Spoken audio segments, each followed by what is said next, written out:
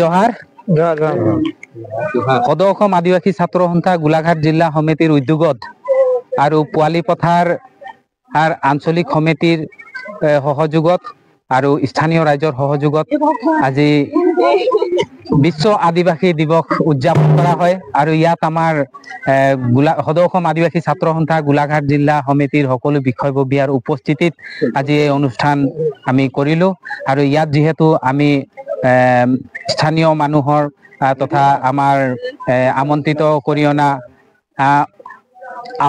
আম্পা মহিলা সমিতিৰ মহিলা সমিতিৰ কেন্দ্ৰীয় সমিতিৰ সভানেত্ৰী ৰেশমা ওৰাং ডাঙৰীয়ানী বাইদেউ আমাৰ মাজত উপস্থিত হয়। যথেষ্টখিনি খুব ভাল লাগিলে। আৰু এই অনুষ্ঠানটোৰ যোগেদি আমি সকলো বিশ্ববাসীক আমি জনাব খুজিছো যে আদিবাসী জনগোষ্ঠীটো কেৱল এটা সত্তা, তেওঁলোকে দীৰ্ঘদিন ধৰি তেওঁলোকে আন্দোলন কৰি তেওঁলোকৰ অধিকাৰখিনিয়ে আজি আমি ল'বলৈ সক্ষম হৈ আছো। আৰু সেই অনাগত দিনতো যেতিয়ালৈকে আমাৰ আন্দোলন যেতিয়ালৈকে আমাৰ যিখিনি আমাৰ সমস্যাখিনি যিখিনি আমাৰ অধিকাৰখিনি যেতিয়ালৈকে আমি নাপাওঁ সেই তেতিয়ালৈকে আমি আন্দোলন কৰিয়ে যাম।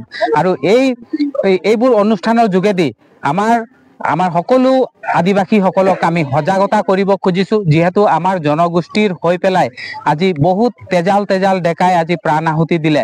তেওঁলোকৰ যি আধৰুৱা সপোন, তেওঁলোকৰ যি আশা আকাংক্ষা, সেইবোৰ আমি পূৰ কৰিবৰ কাৰণে আমি সকলো দলে বলে ওলাই আহিছো। আৰু আজি বিশ্ব আদিবাসী দিৱসটো আমি খুব উলহ মালহেৰে উদযাপন কৰিছো।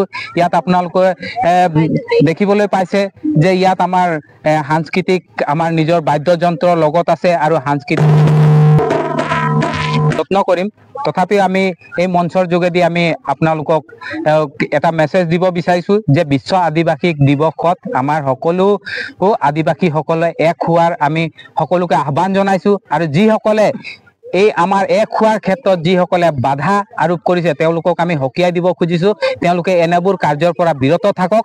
আমাৰ আদিবাসীসকল এতিয়া জাগিছে, তেওঁলোকে সদায় এক হৈ কাম কৰিব আৰু সকলো সময়তে এক হৈ থাকিব আৰু সদায় আমাৰ অধিকাৰ আৰু যি প্ৰাপ্যৰ হকে আমি যুঁজ দি যাম। আৰু সেয়ে আমাৰ প্ৰধান লক্ষ্য। আদিবাসী দিৱসৰ উপলক্ষে আপোনালোকৰ চেনেল লৈ আমি সদৌ অসম আদিবাসী ছাত্ৰ সন্থাৰ তৰফৰ পৰা আমি ধন্যবাদ জনাইছো। জয় জৱান আদিবাসী দিৱস জিন্দাবাদ জিন্দাবাদ জিন্দাবাদ। বিশ্ব আদিবাসী দিৱস জিন্দাবাদ জিন্দাবাদ।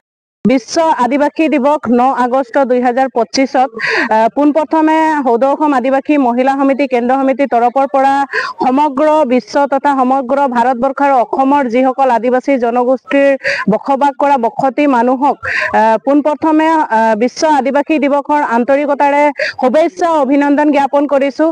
এই বিশ্ব আদিবাসী দিৱস আদিবাসী জনগোষ্ঠীৰ পৰম্পৰা অধিকাৰ আৰু যি প্ৰাপ্যৰ কাৰণে এই আদিবাসী দিৱস বিশেষ কৰি আমি পালন কৰোঁ। আৰু আমাৰ আদিবাসী দিৱস 1994 চনৰ পৰাই সমগ্ৰ বিশ্বতেই 9 আগষ্টৰ দিনাখন আদিবাসী দিৱসখন আমি পালন কৰোঁ। বিশেষ আমাৰ অধিকাৰ সমতা আৰু আমাৰ কলা কৃষ্টি সংস্কৃতি ৰক্ষাৰ স্বাৰ্থত আদিবাসী দিৱসটো আমি উদযাপন কৰোঁ। আৰু এই চেগতে মই ক'ব বিচাৰোঁ আমাৰ যিসকল আদিবাসী জনগোষ্ঠীৰ বসতি মানুহসকল আছে নিজৰ কৰ্মৰ যোগেদি আদিবাসী সমাজৰ উত্তৰণ আৰু উন্নতিৰ কৰাৰ চেষ্টা কৰিব লাগিব। কাৰণ আমাৰ সমাজখন অতিকৈ পিছপৰা। এই পিছপৰা জনগোষ্ঠীৰ কাৰণে নিজেই এগৰাকী সাহসী সংগ্ৰামী হিচাপে সমাজখনৰ কাৰণে ওলাই আহিব লাগিব আৰু আমাৰ সমাজখনৰ কাৰণে কিবা এটা অৱদান দি যাব লাগিব। আজি সমগ্ৰ বিশ্ব তথা সমগ্ৰ ভাৰতবৰ্ষ অসমতে আদিবাসী দিৱস উদযাপন কৰা হৈছে। এইটো অকল উৎসৱ নহয়, এইটো হৈছে আমাৰ জাগৰণৰ দিন। আমি জাগ্ৰতি হ'ব লাগিব আৰু সমাজখনৰ কাৰণে কিবা এটা অৱদান দি যাব লাগিব। জয় অসম, জয় আদিবাসী, জহাৰ। জামুগুৰি পোৱালি পথাৰত আমি উপস্থিত হৈ আদিবাসী বিশ্ব দিৱস আমি উদযাপন কৰা হৈছে। আৰু আদিবাসীবিলাকৰ যি স্বাধীনতা হিচাপত আমি উদযাপন কৰিছোঁ। আজি আমি আমাৰ স্বাধীনতা হিচাপত আমি ভাৰত চৰকাৰে কেন্দ্ৰীয় চৰকাৰে আমাক মানে উদযাপন কৰিবলৈ এই দিনটো দিছিলে। গতিকে দিন দিয়াৰ পিছতো আজি মানে আমি আদিবাসীবিলাকক এনেকুৱা হিচাপত আমাক বঞ্চিত কৰি ৰাখিছে এইখন অসম চৰকাৰে।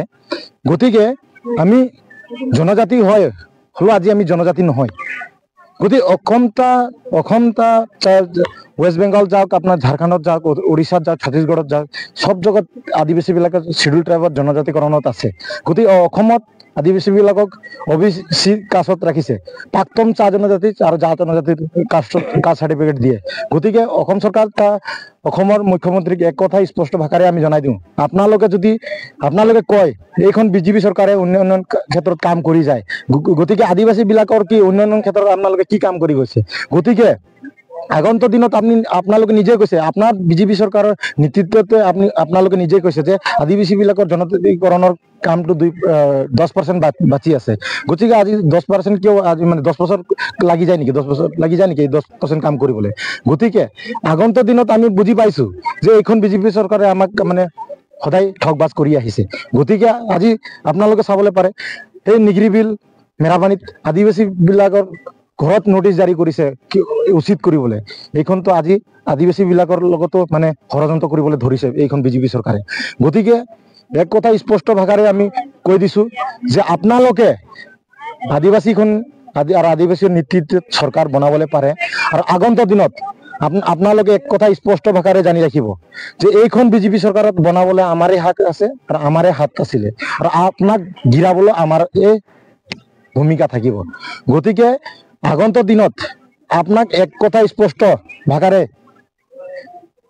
অসমৰ মুখ্যমন্ত্ৰী হিমন্ত বিশ্ব শৰ্মা আপোনাক এক কথা স্পষ্ট ভাষাৰে কৈছো আপোনালোকে আদিবাসীলৈ আপোনালোক ষড়যন্ত্ৰ নকৰক আগন্তুক দিনত অসমত চৰকাৰ বনাবলৈ আদিবাসীক প্ৰয়োজন আছে গতিকে এইখন আদিবাসীৰ নেতৃত্বত আদিবাসীৰ সমস্যা সমাধানৰ ক্ষেত্ৰত আপোনালোকে ঠগবাজ কৰি আপোনালোকে বহুত দিন চৰকাৰ চলালে গতিকে আগন্তুক দিনত এই জয় ভাৰত পাৰ্টিৰ নেতৃত্বত চৰকাৰ বনিব আৰু আগন্তুক দিনত অসমত চৰকাৰ বনাবলৈ হ'লে জয় ভাৰত পাৰ্টিক নেতৃত্ব ল'বই লাগিব সেয়া আমি স্পষ্ট ভাষাৰে কৈছো আগন্তুক দিনত আমি মিছন 40 ৰাখিছো আৰু এই মিছন 40ৰ জৰিয়তে আমি অসমত 40টা সিটত আমি আমাৰ কেণ্ডিডেট খাৰা কৰিম 26 চনত গতিকে আৰু BTR ইলেকশ্যনত আমি কरीब 26টা মানৰ আমি মানে MCL আমি টাৰ্গেট কৰি ৰাখিছো আৰু আমি তাত আমাৰ কেণ্ডিডেট মানে ওলাই গৈছে মানে তো গতিকে আগন্তুক দিনত এই অসমত বিভিন্ন ঠাইত জয় ভাৰত পাৰ্টিৰ মানে ঢাপলি মিলিছে আৰু জয় ভাৰত পাৰ্টি মানে ভিজন পেলাইছে গতিকে জয় ভাৰত পাৰ্টিৰ জয় হ'ব আৰু এই গোলাঘাট সমষ্টিৰ এই মেৰাপানীত চাহে বিভিন্ন জেগাত আমাৰ মানে গোলাঘাট সমষ্টিৰ বিভিন্ন জায়গাত আমাৰ জয় ভাৰত পাৰ্টিৰ কমিটি গঠন হ'ব কৈ আমাৰ এই মঞ্চৰ জৰিয়তে জিন্দাবাদ জিন্দাবাদ জয় ভাৰত পাৰ্টি জিন্দাবাদ জিন্দাবাদ জিন্দাবাদ জিন্দাবাদ জিন্দাবাদ জিন্দাবাদ অমিত নাথ জিন্দাবাদ জিন্দাবাদ